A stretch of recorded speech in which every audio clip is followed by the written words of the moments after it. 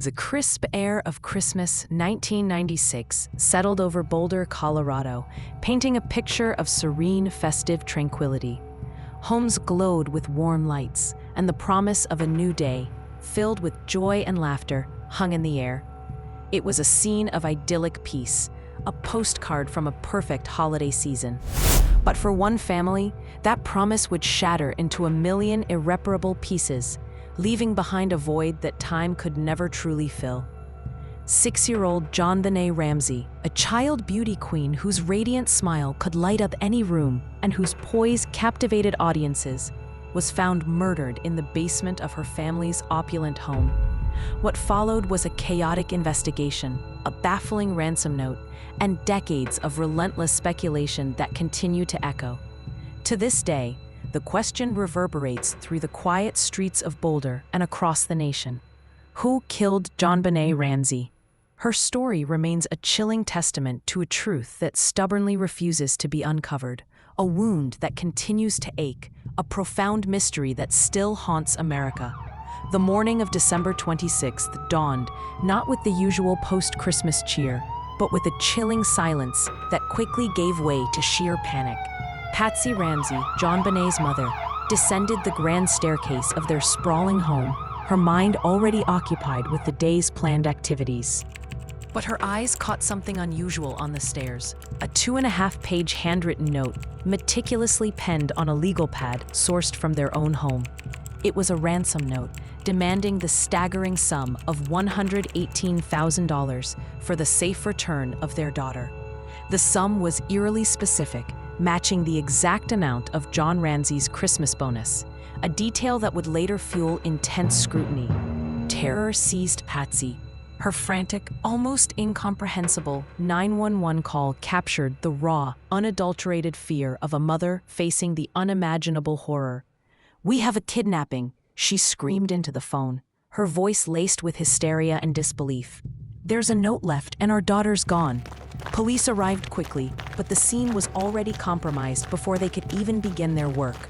Friends and family, alerted by the Ramseys in their desperate state, began to gather at the house, unknowingly trampling potential evidence, moving through rooms and touching surfaces.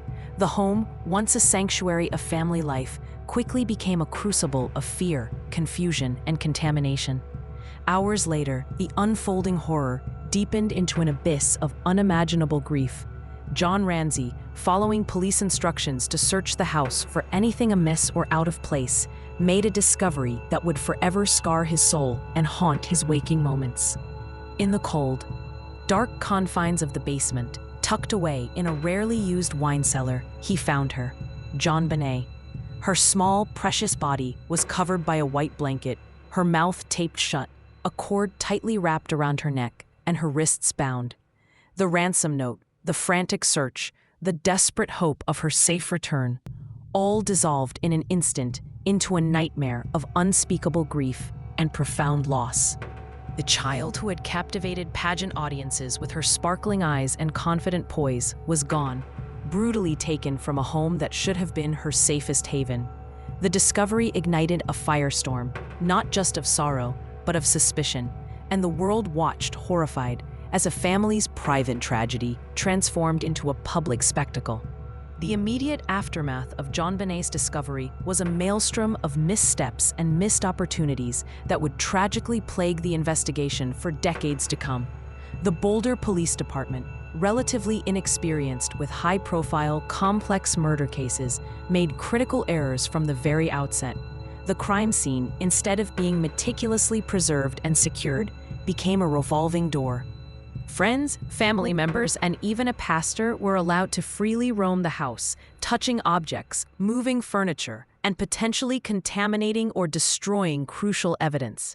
Fingerprints were smudged, potential DNA evidence was compromised, and the initial hours, so vital in any murder investigation for securing fresh evidence, slipped away in a haze of confusion and what many described as amateurism. As the initial shock began to subside, suspicion, almost inevitably, began to turn inward, focusing on the very people who had reported the crime. The parents, John and Patsy Ramsey, quickly became the primary focus of the investigation. Their behavior was intensely scrutinized, their every word and action analyzed by law enforcement and the media alike. Patsy's dramatic 911 call, her seemingly theatrical grief, and John's remarkably calm demeanor in the face of such tragedy were picked apart by the media and the public. The ransom note itself became a central piece of contention. Its unusual length, its use of a pen and paper from the Ramsey home, and its seemingly intimate knowledge of the family's finances led many to believe it was an inside job, a staged attempt to deflect blame. The police, too, seemed to lean heavily towards this theory, focusing their resources on the Ramseys, often to the exclusion of other possibilities. But not everyone was convinced by the inside job narrative.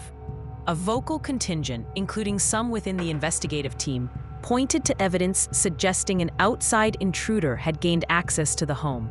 A broken basement window, found slightly ajar, was cited as a potential point of entry, though its size raised questions. A footprint was found outside near the window, and a flashlight was discovered on the kitchen counter, items that did not belong to the family. Most significantly, DNA evidence found on JonBenet's clothing. Specifically, a mixed sample of male DNA found under her fingernails and on her underwear did not match anyone in the Ramsey family. This crucial piece of forensic evidence provided a powerful counter-argument to the theories of parental or sibling involvement, strongly suggesting that an outsider had indeed been present in the home. The intruder theory painted a terrifying picture of a predator who slipped into a family home, committed an unspeakable act, and vanished without a trace, leaving behind only a trail of questions and a family shattered by grief and suspicion. The absence of a clear, definitive resolution gave rise to a multitude of theories, each attempting to fill the void left by an unsolved crime and the perceived failures of the investigation. The most prominent, and perhaps the most painful, centered on the parents themselves. This theory posited that John and Patsy Ramsey, either directly or indirectly, were responsible for JonBenet's death. Proponents pointed to the oddities of the ransom note, which seemed too theatrical and too specific to be from a genuine kidnapper. They highlighted the Ramseys' initial reluctance to fully cooperate with police, their carefully managed media appearances, and their perceived inconsistencies in their accounts. The motive, in this theory, often revolved around an accidental death that was then covered up to protect the family's reputation or to avoid legal repercussions. The idea was that perhaps a disciplinary action went too far or a tragic accident occurred, leading to a desperate attempt to stage a kidnapping.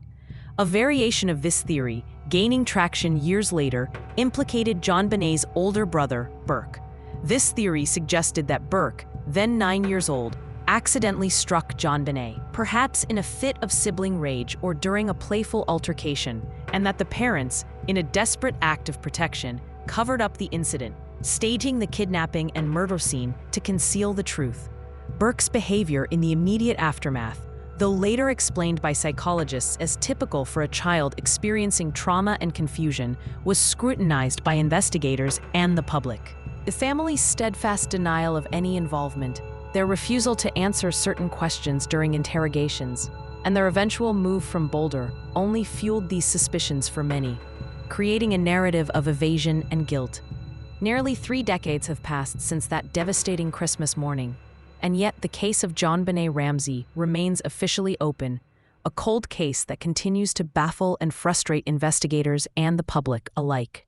The passage of time has not dulled the public's fascination, nor has it diminished the family's enduring pain and the lingering questions. John Ramsey, now a widower after Patsy's death from cancer in 2006, continues his quiet fight for answers, clinging to the hope that one day the truth will finally emerge. Burke Ramsey, officially cleared by DNA evidence and a grand jury, has largely retreated from public life, forever marked by the shadow of suspicion that once hung over him. In recent years, advancements in forensic science, particularly in DNA testing, have offered a renewed glimmer of hope. Techniques like MVAC technology, capable of extracting DNA from even the most minute trace amounts of material, and genetic genealogy, which can build detailed family trees from DNA samples, hold the potential to finally identify the unknown male DNA found at the crime scene. In 2022, the Boulder Police Department announced they were working with the Colorado Bureau of Investigation to utilize these cutting-edge methods, promising a renewed push to solve this enduring mystery. The hope is that these new tools will finally provide the breakthrough needed to identify the killer, or at least to definitively rule out certain individuals and bring closure. But despite these technological leaps and renewed efforts, the truth remains stubbornly locked away, elusive and unyielding. The initial mishandling of the crime scene, the conflicting theories that emerged, and the sheer passage of time have created a labyrinth of evidence and speculation that is incredibly difficult to navigate. The case of JonBenet Ramsey stands as a stark reminder of the fragility of innocence, the devastating impact of unsolved crime, and the enduring power of a mystery that refuses to yield its secrets. It's a story that continues to haunt America, a chilling whisper of what happened on that fateful Christmas night, leaving us to wonder if justice will ever truly be served for the little girl with the bright smile.